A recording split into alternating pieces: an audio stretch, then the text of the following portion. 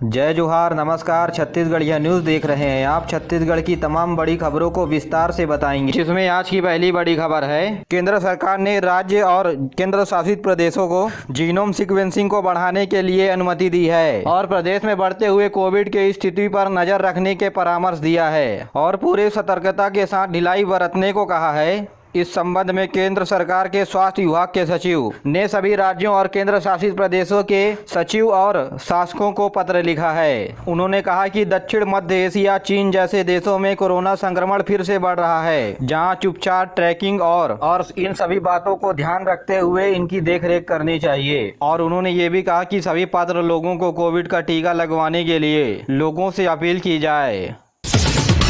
खैरागढ़ में उपचुनाव के लिए कल से नामांकन पत्र भरने की प्रक्रिया शुरू हो गई है। वहीं नामांकन पत्र 24 मार्च तक भरे जा सकेंगे और 25 मार्च से नामांकन पत्रों की जांच होगी। 28 मार्च तक अभ्यर्थी अपना नाम वापस ले सकते हैं। इस चुनाव के लिए 12 अप्रैल को मतदान होगा और 16 अप्रैल को मतगणना होगी। खबर के मुताबिक खैरागढ़ विधानसभा सीट में छत्तीसगढ़ जनता कांग्रेस जोगी के पार्टी के विधायक देवव्रत सिंह के निधन के बाद यह सीट खाली हो गई है। इस संबंध में बूथ लेवल ऑफिसरों की बैठक हो गई, जहाँ लोगों को मतदान संबंधी जागरूकता और नियम कानून बताने के लिए और मतदाता पर्ची में नए युवाओं के नाम जोड़ने के लिए ट्रेनिंग दी गई। साथ ही मतदाताओं के सुविधा के लिए सेल्फ डेस्क भी बनाए जाएंगे।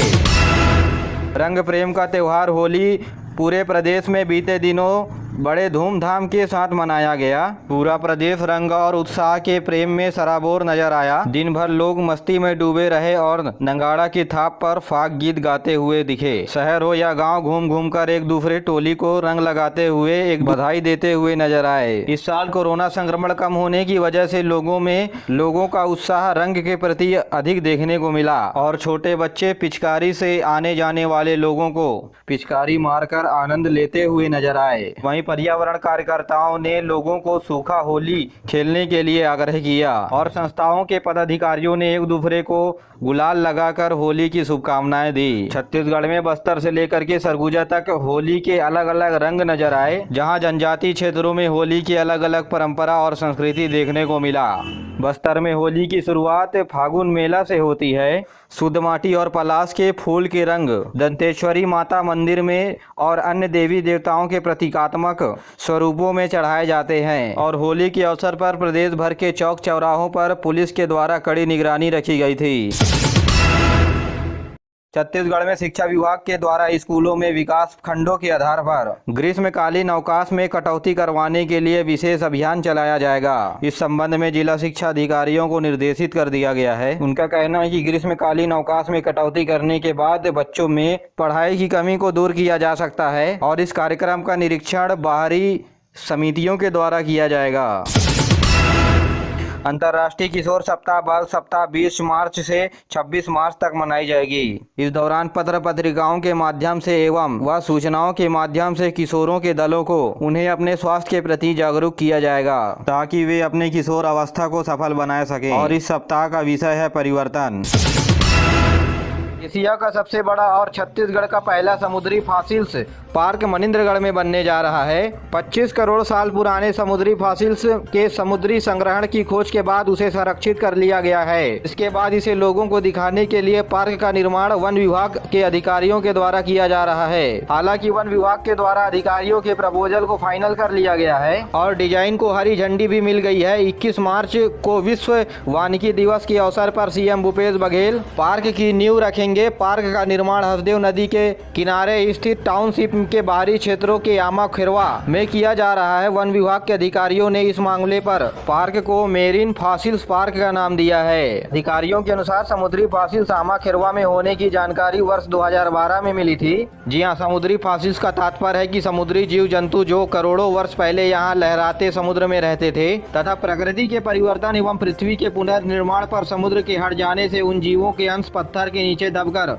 यथासंभव रह गए और कालांतर में बदलकर फॉसिल्स में परिवर्तन हो गए। जी हाँ, ऐसे जीवाश्म को इस पार्क में रखा जाएगा। छत्तीसगढ़ विधानसभा में Hindi film the Kashmir files को टैक्स मुक्त करने का मामला विधानसभा में गूंजा। सत्र समाप्त होने के बाद विधानसभा बाहर से निकले विधानसभा के नेता प्रतिपक्ष धर्मलाल कौशिक ने कहा कि राज्य सरकार से Hindi film the Kashmir files को सिनेमा घरों में टैक्स माफ करने के लिए अपील की गई है। आपको बता दें कि साल 1990 में कश्मीरी पंडितों के साथ जो हफ्ल किया गया था उसे इस मूवी में दिखाया गया है और यही वजह है कि इस फिल्म को लोग बड़ी संख्या में पसंद भी कर रहे हैं। अभी वर्तमान में कर्नाटक, मध्य प्रदेश जैसे बड़े राज्यों में इस फिल्म को टैक्स माफ कर दिया गया है। मध्य प्रदेश में तो इस फिल्म को देखने के लिए सभी सरकारी अधिकारियों और कर्मचारियों की एक दिन की छुट्टी भी दे दी गई है। श्रम मंत्रालय ने छत्तीसगढ़ में 2 करोड़ 22 लाख कार्य दिवस बढ़ाने के लिए मंजूरी दे दी है। काम करने के लिए मानव दिवस 13.5 करोड़ से बढ़कर 15 करोड़ 72 लाख हो जाएगा। केंद्रीय श्रम अधिकारी और छत्तीसगढ़ के पंचायत विभाग के अधिकारियों के बीच बैठक में इस प्रस्ताव को मंजूरी दी गई है। छत्तीसगढ़ के पंचायत ग्रामीण विकास मंत्री टी.एस. सिंहदेव ने बताया 13.5 करोड़ मजदूरों के द्वारा काम करने वाले दिन को पूरा कर लिया था और हाल ही में यह लक्ष्य फरवरी के महीने में पूरा हुआ है। लक्ष्य को पूरा करने के बाद कार्य दिवस को बढ़ाने का प्रस्ताव भारत सरकार को भेजा गया था।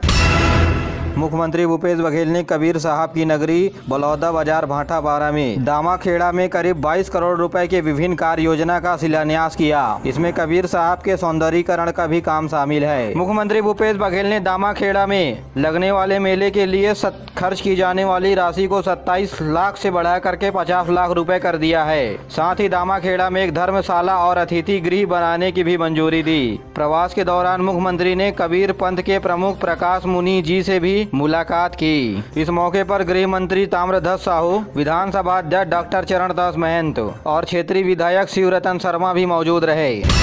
वन विभाग के अंतर्गत मैदानी इलाकों में काम करने वाले वन रक्षक, बीट गार्ड, उपपाल, उप वन क्षेत्रपाल, इनके नामों में बदलाव किया गया है। ये सभी अब अधिकारी कहलाएंगे। वन विभाग के इस पदनाम पर संशोधित आदेश जारी कर दिया गया है। आदेश के अनुसार वन रक्षक और बीट गार्ड अब बीट फॉरेस्ट ऑफिसर के नाम से जाने जाएंगे। इसी के अनुसार वनपाल को फॉरेस्ट सर्किल ऑफिसर कहा जाएगा। वहीं उप वन क्षेत्रपाल को सीनियर सर्किट ऑफिसर नाम दिया गया है। इसी प्रकार वन क्षेत्रपाल अब रेंज फॉरेस्ट ऑफिसर के नाम से जाने जाएंगे।